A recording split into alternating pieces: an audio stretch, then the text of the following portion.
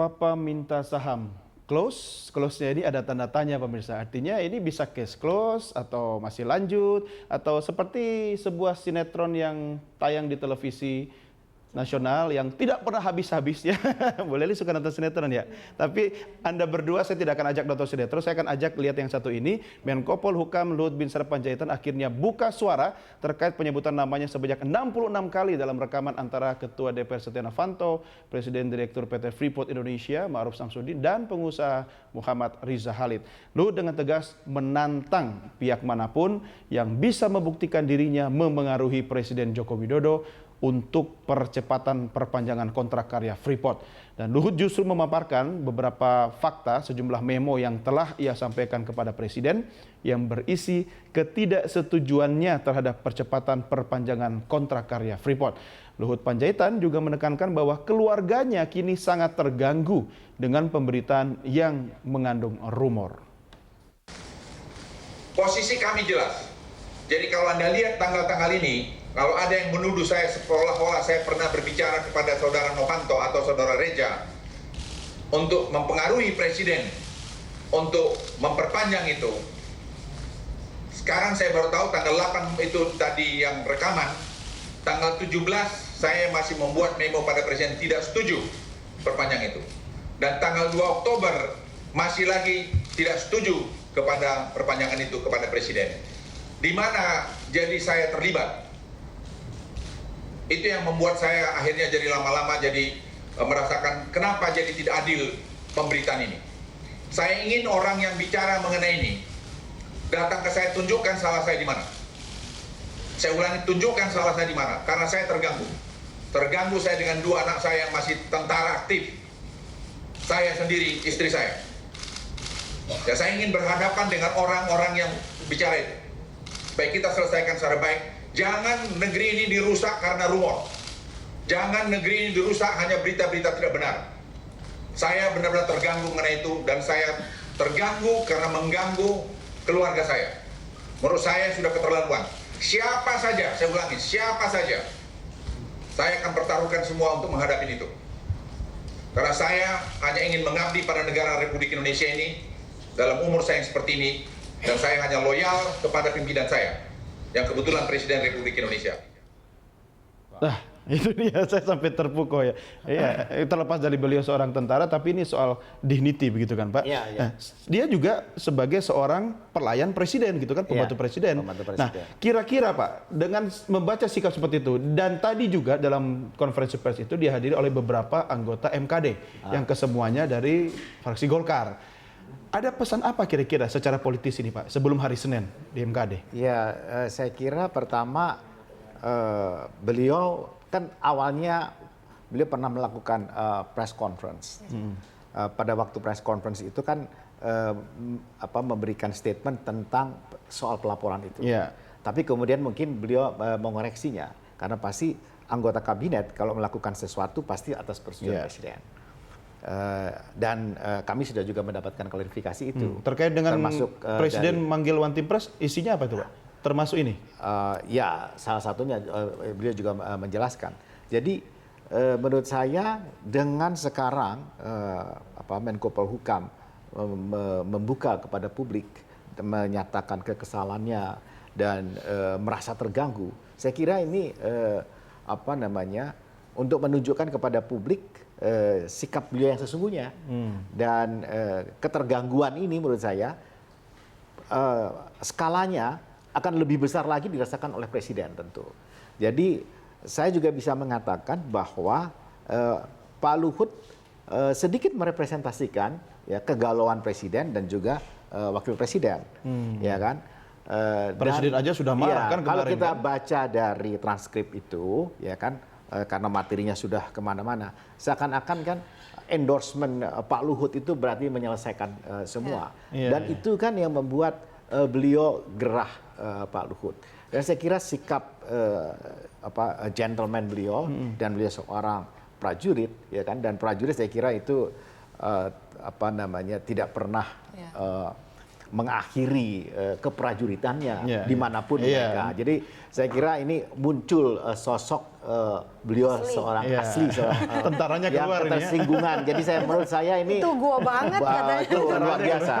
Ya bukan ke tentara. Jadi memang saya akan ngikutin perkembangan Pak Luhut mulai dari ditugaskan di Timur Timur, Iya, iya. kemudian dengan sejarahnya yang lain. Saya lihat memang Pak Luhut itu kan orangnya firm. Iya, iya. Jadi Ini soal karakter ya. Iya. Dan kebetulan memang diperlukan menghadapi kasus seperti ini. Iya. Nah, soal nyaman tidak nyaman, terganggu atau tidak terganggu, Bu Leli, ini kan soal komunikasi politik. Iya. Bagaimana seorang anggota kabinet memberikan sinyal kepada masyarakat lewat cara dia berkomunikasi. Layak, wajar, atau seperti apa Anda menilai cara komunikasi Luhut Panjaitan? Itu wajar karena apa? Kan semua hal yang terjadi di panggung MKD itu seolah-olah punya target politik dan memang harus punya target Iya, politik. iya. Ada seperti tujuannya, itu. kan? Karena lembaga yang mereka selesaikan itu lembaga politik seperti itu. Mungkin target MKD seperti judulnya di berita Iya. 1 TV Masih tanda tanya, plus gitu ya. Gitu kan. Artinya itu yang target mereka. Kalau Tapi saya ini- target rakyat secara keseluruhan ini dibuka seluas-luasnya dan Iya. untung Pak Luhut punya kesempatan untuk membuka itu juga. Iya. Benar tidaknya yang disampaikan oleh 3 orang yang berbicara di rekaman itu yang kemudian menyasar ke Pak Luhut. Nah ini saya katakan tadi pintu masuk untuk kita tahu lebih jauh. Tapi kalau tidak selesai sama Pak Setia Novanto, tidak ada sanksi apa-apa, apalagi ringan, seperti udah 2 kali loh, masa ringan lagi, enak Iya. banget gitu melakukan kesalahan terbesar, padahal dengan posisi tawar yang sangat tinggi secara etika, kita sudah bisa membaca, mana mungkin seorang Ma'ruf dan pengusaha itu mau ketemu. Kalau bukan memang karena jabatan Pak Setia Novanto Iya, sebagai Ketua iya. DPR. Dan itu saja sudah melanggar etika pertemuan dengan pengusaha itu. Jadi apa yang bukan secara emosional, itu secara logika memang harus dia nyatakan, Dan itu biasa dalam komunikasi politik. Iya, Tetapi logika- ingat, pesan politik itu kan 3 yang tersampaikan di sana.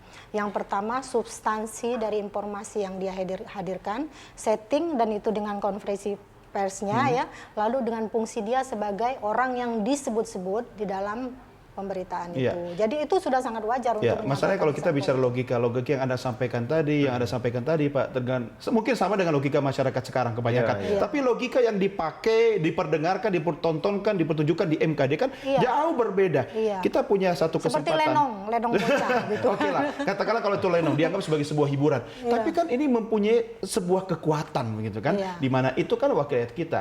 Paripurna nanti yang mutusin bagaimana Anda berdua mensikapi ketika ternyata berubah dari harapan masyarakat. Iya. Ya, silakan. Ya, saya kira begini, ini kan sebenarnya peradilan etika dan etikanya terhadap anggota dewan. Ya. Uh, Yang kebetulan ketuanya. Nah, ya, saya tidak mau masuk ke situ. Oke. Tapi siapapun, Iya. gitu. Yang berada di sana, ya. Dan kemudian keputusan itu kalau cukup berat, misalnya Sedang pun bisa. sedang pun itu pasti membutuhkan keputusan politik Iya, sehingga iya. dibawa ke paripurna. Maka apa yang saya kira-kira duga gitu ya, atau patut diduga gitu, ini nanti mengalirnya tentu akan sampai juga kepada penyelesaian secara politik. Nah, menurut saya ini dugaan saya, penyelesaian hukum juga tidak cukup. Tapi hukum tetap jalan. Harus Itu hukum silakan jalan. Tetapi kalau saya melihat dari presiden, stressing beliau itu adalah di soal etika ini. Anda mengatakan itu Pak Harso, sikap presiden terlihat pada saat berkomunikasi dengan One Team Press. Enggak, waktu marah dan kemudian beliau juga waktu bertemu, beliau bilang ini soal etika, soal moral. Betul. Dan ini kan dipertontonkan ke publik, Iya. ya kan. Beliau bilang ini kita sudah tidak bicara lagi soal transkrip, soal atau tidak gitu. Ini etika. Ini kan memberikan edukasi Betul. kepada publik dan seterusnya. Jadi sebenarnya beliau ingin begini loh, menjaga kehormatan itu gimana? Iya. Tunjukkanlah kepada Tapi publik gitu. kan yang namanya Setia Novanto juga kan bicara tentang kehormatan dia. Jadi pasti akan Iya, all iya, out iya. begitu kan. Tapi Jadi jangan lupa ya, ada rumor ketika Pak Setia Novanto minta tertutup, itu kan rumornya seolah juga menyasar ke Pak Jokowi. Oh, ada sesuatu yang disembunyikan yang pada Ini akhirnya soal membuka Pak deal-deal. Jokowi. Seolah-olah kan. Oke. Padahal sebenarnya saya mengetahui banyak informasi, bukan soal itu. Jadi ada sumber sesuatu yang besar tapi bukan terkait Pak Jokowi. Nah itu yang harus disembunyikan nampaknya. Nah kerja atau deal politik semacam inilah yang menurut saya sangat tidak ciamik. Meskipun anggota MKD itu bisa memutuskan hari ini sekalipun, kan ada 560 anggota DPR lain yang membaca pikiran rakyat, yang pada akhirnya di paripurna mereka silakan gontok-gontokan. Asal tidak salah cara bacanya aja gitu kan. Anda Kita malah membaca meminta sikap itu. presiden dalam pertemuan dengan Wapres itu apa konkretnya, Pak? Ya menyesal aja karena Kenapa kenapa terjadi, terjadi. Ada langkah hukum yang akan dilakukan oleh presiden melapor Saya Polri? kira saya nggak mau sampaikan di sini. Bocoran lah, Pak, sedikit, Pak. Janganlah. Jadi menurut saya Itu proses ya. ya, dan apa namanya? Sambil melihat nanti Senin seperti apa kan perkembangannya kan? Tapi memang beliau meminta kepada kami, menugaskan kepada kami untuk memberikan masukan kepada presiden terkait dengan bagaimana presiden mesti bersikap terhadap Freeport itu sendiri, dan juga bagaimana kelanjutan MKD. Artinya kalau soal bersikap terhadap Freeport ini tetap 2019 paling cepat atau? Itu nanti dah.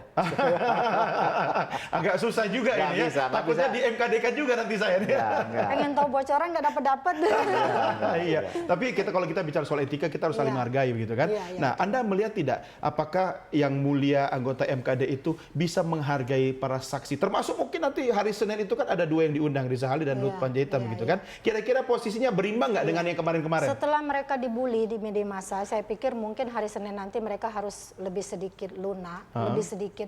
Mungkin bila perlu mereka ada yang baru harus ngomong nih, kami tidak perlu lagi dipanggil yang mulia. Gitu. Harusnya ya.